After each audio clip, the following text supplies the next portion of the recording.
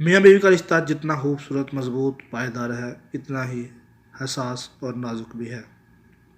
جیسا کہ آپ جانتے ہیں، اس دنیا میں سب سے پہلا رشتہ جو قائم ہوا وہ میاں بیوی کا رشتہ ہی تھا۔ جنت میں بھی میاں بیوی کا رشتہ ہی ہوگا۔ اسلام نے میاں بیوی کے حقوق واضح طور پر بیان کیے ہیں، جس میں خاوند کے حقوق بھی ہیں اور بیوی کے حقوق بھی۔ چونکہ یہ واقعہ خاوند کے حقوق کے بارے میں ہے، اس لیے اس پر بات کروں گا۔ حضور اکرم صلی اللہ علیہ وآلہ وسلم نے فرمایا، اگر اللہ تعالیٰ کے سوا کسی کو سجدہ کی اجازت ہوتی تو میں بیوی کو حکم کرتا اپنے خاوند کو سجدہ کرے۔ ناظرین، اس حوالے سے بہت سی احادیث، واقعات جس کو ہر بندہ جانتا ہے، لیکن حیران ہوں کہ عورت سب خواتین نہیں مگر اکثریت کی نظر میں دنیا کا سب سے بہترین شخص اور مکمل اس کا باپ، دنیا کا سب سے دکھی خاوند اس کا بھائی، دنیا کا سب سے خوبصورت اس کا بیٹا، دنیا کا خوش نصیب شخص اس کی بہن کا شوہر، اور دنیا کا سب سے کنجوس، خود غرض اور بیکار، قابل نفرت اس کا اپنا خاوند ہوتا ہے۔ لیکن کیوں بعض خواتین، سب نہیں، بعض خواتین اس شخص کے لیے تمام نفرت، جو سارا دن خون پسینہ ایک کر کے محنت کرتا ہے، صرف بیوی بچوں کے لیے اپنا آرام ختم کر کے بیوی کی آسودگی، آرام اور خواہشات کے لیے دن رات ایک کر کے تمام ضروریات زندگی اور کھانا مہیا کرتا ہے، اس کا دیا کھا کر پہن کر، اس کے لیے نفرت میری سمجھ سے باہر ہے۔ میں ان بہنوں سے درخواست کرتا ہوں کہ اپنے خاوند کی قدر کریں، ان کے گھر واپسی پر آپ کی مسکراہٹ ان کے سارے دن کی تھکاوٹ ختم کر دے گی۔ یہ واقعہ ایسی بہنوں کے لیے ہے جو خاوند سے نفرت کرتی ہے، ان کی حقوق سے بے پرواہ ہیں، جو اپنے گھر سے اپنی چیز کی کمی محسوس کرتے ہوں، اور جانتا ہوں کہ گھر والی اگر صحیح رخ نہ دے تو وہ کتنی اذیت ہوتی ہے۔ واقعہ کچھ یوں ہے کہ ہمارے دادا جی سنایا کرتے تھے، یہ میں نہیں کہہ رہا، وہ صاحب کہہ رہے ہیں جنہوں نے یہ واقعہ لکھا ہے۔ ایک مرتبہ ہم ایک عورت کا جنازہ لے کر قبرستان گئے، اسے دفن کر کے واپس ہوئے، ابھی 2 کلومیٹر ہی رہ گئے تھے کہ پچھلے آگ کے شعلے آسمان کو چھوتے ہوئے دکھائی دے رہے تھے۔ سب نے سمجھا کسی کے مکان وغیرہ کو آگ لگ گئی ہے، سب واپس دوڑے، اور اس وقت لوگوں کے دلوں میں ایک دوسرے کے لیے درد اور فکر ہوئی تھی۔ آج کل تو لوگ صرف تماشا دیکھنے کے لیے ہی جمع ہوتے ہیں۔ خیر، جب سب لوگ وہاں پہنچے اور دیکھا کہ کسی مکان وغیرہ کو آگ نہیں لگی ہوئی تھی، بلکہ اس عورت کی قبر سے آگ کے شعلے بلند ہو رہے تھے جس کو وہ ابھی دفنا کر گئے تھے۔ شعلے قبر سے نکل کر آسمان کو چھو رہے تھے۔ سب نے استغفار کیا، قرآن مجید، ذکر وغیرہ پڑھنے لگے تاکہ عذاب ختم ہو۔ جب واپسی ہوئی تو کسی نے اس کے خاوند کو، جو ایک کسان تھا، پوچھا اس عورت کا کیا گناہ تھا جو قبر کو آگ لگ گئی۔ اس نے ٹھنڈا سانس لیا اور بتایا کہ یہ میری نافرمانیاں کرتی تھی، ہر وقت مجھ سے لڑائی جھگڑا کرتی تھی، میں کھیتوں میں سارا دن کام کرتا تھا، دوپہر کو یہ میرے لیے کھانا لے کر آتی تھی اور دور سے روٹی میری طرف پھینکتی جیسے کوئی کتے کو روٹی دیتا ہو، استغفر اللہ۔ وہ گالیاں نکال کر چلی جاتی تھی۔ ساتھ بیٹھے ساتھی کہتے تھے، تمہاری بیوی تمہاری اتنی گستاخی کرتی ہے اور تم اسے کچھ نہیں کہتے؟ میں انہیں کہتا، اس سے اللہ پوچھے گا، میرا معاملہ اللہ کے سپرد ہے، میں صبر کر جاتا تھا۔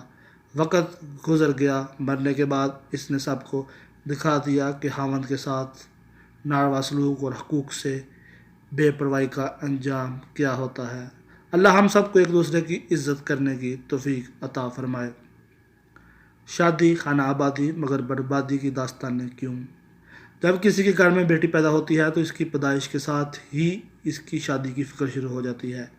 والدین اپنی بیٹیوں کو پرایا دھن سمجھ کر ان کی پرورش انتہائی ناز و نام سے کرتے ہیں۔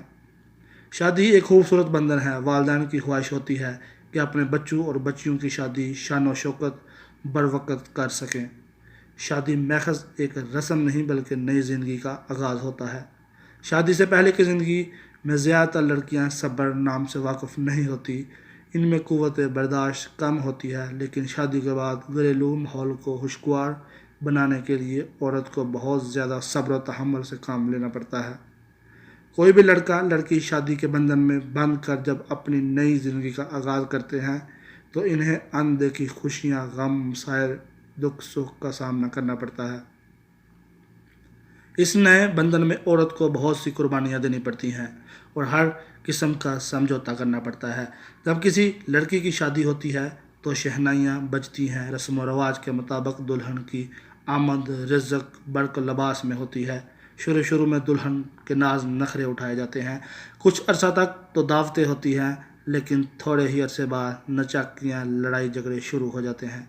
ذات پات کی فوقیت، جہیز کے تانے، طلاق کی دھمکی اور کبھی کبھار دلہا اور اس کے خاندان کی طرف سے روپے جائیداد کی ڈیمانڈ آ جاتی ہے۔ یوں ہنستا بستا گھر اجڑ جاتا ہے، گویا شادی مذاق بن جاتی ہے۔ مگر جب شادی کے بعد سسرال والوں کے تانے اور ظلم و ستم سے تنگ آ کر بیٹی مائکے واپس آ جاتی ہے تو والدین اس صدمے اور بدسلوکی سے نڈال ہو جاتے ہیں۔ بربادی کی وجوہات۔ ایسی کون سی وجوہات ہیں جن کی بنا پر گھرانے تباہ ہو جاتے ہیں؟ ان میں سے بڑی وجہ شوہر کا حاکمانہ رویہ ہے۔ شوہر سمجھتا ہے کہ بیوی اس کے پاؤں کی جوتی ہے اور اس کی ذمہ داری ہے کہ وہ اپنے شوہر کا حکم مانے، حالانکہ شادی سے پہلے لڑکیوں کے والدین کو باور کرایا جاتا ہے کہ آپ کی بیٹی ہمارے گھر کی مالکن ہوگی اور ہمارے گھر میں راج کرے گی، مگر اس کی حیثیت ایک نوکرانی سی ہو جاتی ہے۔ اگر شوہر یہ سوچ کر اپنی بیوی کا خیال رکھے کہ دوسرے گھرانے اور ماحول سے آئی ہوئی لڑکی اپنے والدین، بھائی بہن، دوست، ارباب، اپنا سب کچھ اس کے لیے چھوڑ آئی ہے اور اس کو شوہر کے گھر کا ماحول ڈلنے میں کچھ وقت لگے گا، تو ایسی صورتحال پیدا نہ ہو۔ شادی سے پہلے اور شادی کے بعد لڑکی کے والدین لڑکے والوں کو خوب آؤ بکت کرتے ہیں، لیکن شادی کے بعد لڑکی کے رشتہ داروں کی آمد پر لڑکے والوں کی طرف سے نفرت اور حقارت کا اظہار کیا جاتا ہے۔ کوشش کی جاتی ہے کہ وہ نہ ہی آئیں، یوں محبت کی جگہ نفرت کے بیج بوئے جاتے ہیں۔ اگر لڑکی کے ساس سسریاں یہ سوچیں کہ دلہن ایک مختلف ماحول میں پیدا ہوئی ہے، اس کی تربیت الگ انداز میں ہوئی ہے، اس کے والدین نے اسے نیک تمناؤں کے ساتھ رخصت کیا ہے، اب وہ ایک اجنبی ماحول میں آ گئی ہے جہاں اس کے لیے اپنے گھر جیسا ماحول، آزادی، بے فکری سب ختم ہو جاتے ہیں۔ والدہ کی جگہ ساس آ جاتی ہے، بہنوں کی جگہ نندیں۔ پہلے وہ اپنے گھر میں حکم چلاتی تھی، مگر اب اسے حکم ماننا پڑتا ہے۔ ساس اگر سمجھداری سے کام لے، دلہن کو اپنی بیٹی سمجھے اور بیٹی کی طرح پیار و محبت کرے، عورت کا اخلاق ایسی چیز ہے جس سے اگر وہ چاہے تو سخت مزاج کو نرم، بڑائی کو اچھائی میں تبدیل کر سکتی ہے۔ اس لیے لڑکی کو چاہیے کہ خوشگوار گھریلو ماحول کے لیے اپنے سسرال والوں کا بھی اس طرح خیال رکھے جس طرح اپنے والدین کا رکھتی تھی۔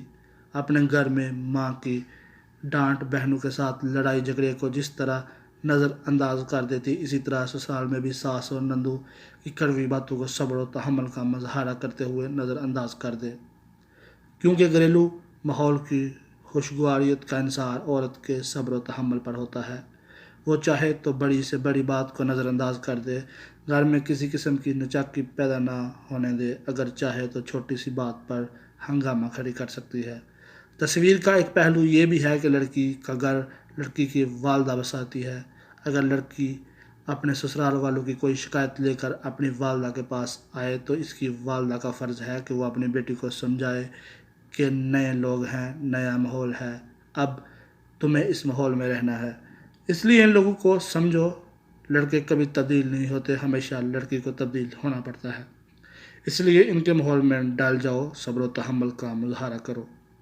اس لیے گھر کے خوشگوار ماحول کے لیے ضروری ہے کہ دونوں طرف سے درگزر اور اعلیٰ اخلاق کا مظاہرہ کیا جائے اور صفت انسانی کے تحت ایک دوسرے کا خیال رکھا جائے اور دوسروں کی تلخ باتوں کو نظر انداز کر دیا جائے، تو قباحتوں سے بچا جا سکتا ہے، کیونکہ تالی ہمیشہ دونوں ہاتھ سے بجتی ہے۔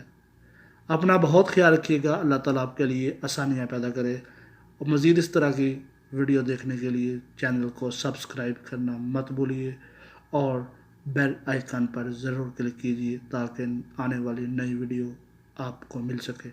السلام علیکم ورحمۃ اللہ وبرکاتہ۔